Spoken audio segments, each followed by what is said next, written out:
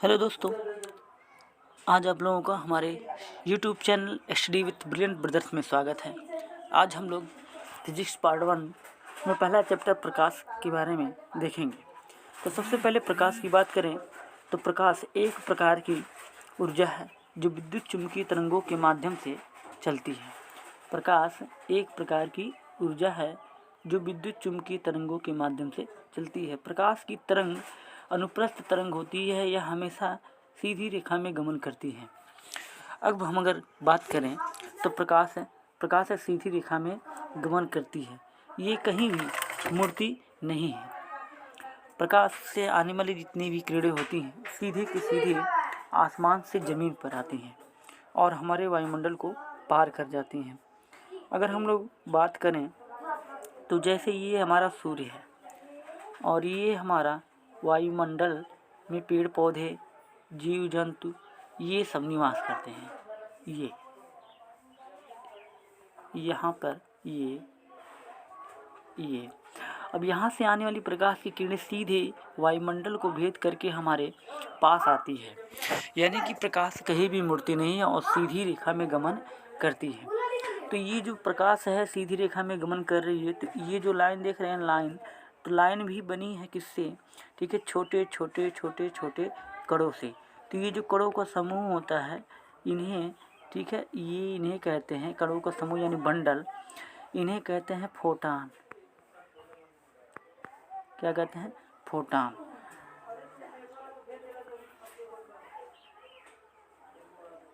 अब देखिए, प्रकाश जिस माध्यम से होकर के जाता है यानी गति करता है उसे ही प्रकाशिक माध्यम कहते हैं। यानी कि हम ये कह सकते हैं कि यह आने और जाने का क्या होता है? साधन। जैसे हमें कहीं आना जाना रहता है तो एक माध्यम होता है रास्ता, उसी प्रकार से प्रकाश जिस माध्यम से होकर के जाता है उसे ही कहते हैं प्रकाशिक माध्यम। यानी कि प्रकाश हमेशा सीधी रेखा में गमन करता है, कभी ये मुड़ता नहीं है। हाँ, अगर सामने कोई अपारदर्शी वस्तु पड़ जाती है तो उसे पार नहीं कर पाता है, जिसकी वजह से प्रकाश में परावर्तन या फिर अन्य तरह की घटनाएं होती हैं। इसको हम अगले क्लास में देखेंगे। तो इसमें हम देखते हैं कि प्रकाश एक विद्युत चुम्बकीय तरंग होती है और जो ये क्या होती है? अनुप्रस्थ तरंग, यानी कि सीधी रेखा में गमन करती है। जैसे ये एरो दिखाया गया है यहाँ पर, तो ये जो एरो होते हैं यहाँ पर अगर देखें तो ये जो है प्रकाश, ये अब ये यहाँ पृथ्वी तक आता है तो सीधी रेखा में गमन करके ही आता है। तो इस तरह से अगर हम देखें तो प्रकाश हमेशा सीधी रेखा में गमन करता है और जिस रास्ते से होकर के जाएगा उसे ही प्रकाशिक माध्यम कहेंगे। चलिए आते हैं हम लोग दूसरे। प्रकाश जब गति करता है उसमें छोटे छोटे कण होते हैं, उन कणों को समूह को बंडल, यानी कि यहाँ पर ये ऐसे अगर निकल रहे हैं तो इनके समूह होते हैं, समूह को क्या कहते हैं? बंडल कहते हैं, छोटे छोटे कण। अब इन कणों की खोज जो है रोमर नामक वैज्ञानिक ने की थी।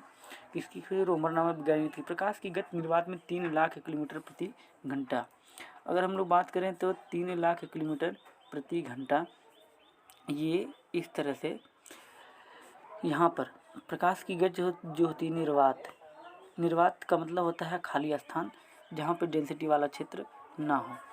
अगर हम लोग देखें तो 3 गुणे 10⁵ किलोमीटर प्रति घंटा होता है। लेकिन वैसे हम लोग बात करें अगर मीटर प्रति सेकंड में तो 1 किलोमीटर में बराबर होता है 1000 मीटर। तो यही 1000 बढ़ जाएगा तो हो जाएगा 3 गुणे 10⁸ मीटर प्रति सेकंड।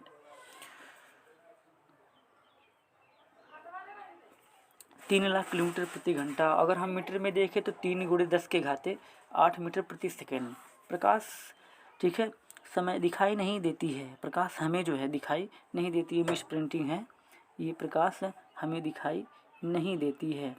प्रकाश की वजह से हमें वस्तुएं दिखाई देती हैं, यानी कि हम ये कह सकते हैं कि प्रकाश हमें वस्तुओं को देखने में मदद करती है, प्रकाश हमें दिखाई नहीं देती है। बिल्कुल स्पष्ट बात है। अगर हमें प्रकाश दिखाई देता है, कोई भी वस्तु अगर हमें दिखाई देती है तो जाहिर सी बात है वो दिखाई देगी, उसकी वजह से कोई वस्तु दिखाई नहीं देगी। जैसे अगर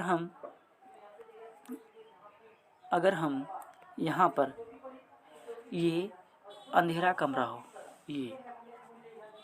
और इस अंधेरे कमरे में मैं खड़ा हूँ, यहाँ पे ऐसे करके खड़ा हूँ, और यहाँ पर कोई व्यक्ति है और वो है टार्च जला रहा है ऐसे करके। तो टार्च जब जलाएगा तो टार्च की रोशनी होगी, ये कहाँ पड़ेगी, हमारे ऊपर पड़ेगी। और जब हमारे ऊपर पड़ेगी तो इसकी वजह से कौन दिखाई दे रहा है, मैं दिखाई दे रहा हूँ, न कि ये प्रकाश। अगर प्रकाश दिखाई देता तो हम नहीं दिखाई देते। तो यानी कि कहने का मतलब है कि इसकी वजह से, प्रकाश की वजह से हम दिखाई दे रहे हैं। इसको भली बात समझ सकते हैं हम लोग अंधेरे कमरे में। या फिर सूर्य जब निकलता है तो हमें क्या होती हैं, सारी वस्तुएं दिखाई देने लगती हैं, और रात के अंधेरे में हम सारी वस्तुओं को देख नहीं पाते हैं। तो इस तरह से हम कह सकते हैं कि प्रकाश हमें नहीं दिखाई देता है, प्रकाश की वजह से हमें वस्तुएं दिखाई देती हैं। ठीक है। उसके बाद जो होता है, आगे हम बात करें तो प्रकाश का जो माध्यम होता है, 3 माध्यम से होता है: पारदर्शी माध्यम, अपारदर्शी माध्यम, अल्पपारदर्शी माध्यम। पारदर्शी माध्यम में ऐसा माध्यम होता है जिससे, ठीक है, प्रकाश की किरण 99% इस पार से उस पार, यानी एक ऐसी झिल्ली होती है जैसे ये, और ये जो होती है इस पार से उस पार क्या होती है, निकल जाएगी, ऐसे करके ऐसे करके ऐसे करके। ऐसा माध्यम होता है जिससे प्रकाश की किरणें आर पार आसानी से हो जाएं, उसे ही पारदर्शी माध्यम कहते हैं, उसे ही पारदर्शी माध्यम। अब देखो अपारदर्शी, अपार का मतलब होता है अपार, जिससे प्रकाश की किरणें आर पार ना हो पाएँ, जिससे प्रकाश की किरणें आर पार ना हो पाएँ। जैसे ये है, अब इससे प्रकाश की किरणें आर पार न जा, 1% किरणें अगर आर पार जाती हैं तो उसे ही प्रकाशिक माध्यम, प्रकाश का जो होता है अपारदर्शी माध्यम कहते हैं। और अल्प पारदर्शी में बिल्कुल थोड़ा बहुत, अपारदर्शी में तो बिल्कुल नहीं, ये अपारदर्शी में बिल्कुल नहीं, लेकिन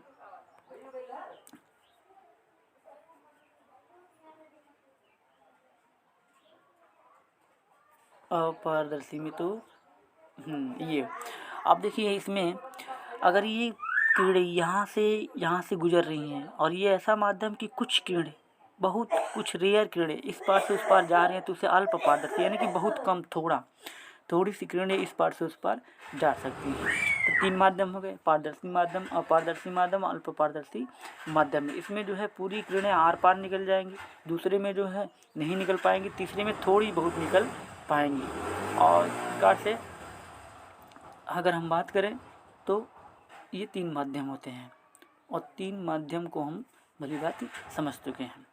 इसके बाद अगर हम देखें तो प्रकाश को हम, जैसे ये यहाँ पर ये कोई ऐसे करके, और यहाँ पर ये कोई रोशनी वाला दिया या फिर कुछ और है, जब भी हम जलाते हैं तो देखते हैं कि ये जो किरणें होती हैं, प्रकाश की से जो किरणें निकलती हैं, यानी कि जो लैंप से, यानी दिए से जो किरणें निकल रही हैं, इनकी गति हमेशा जो होती है एक ही तरफ होती है, इस तरह से, ये इस तरह से, इस तरह से और इस तरह से।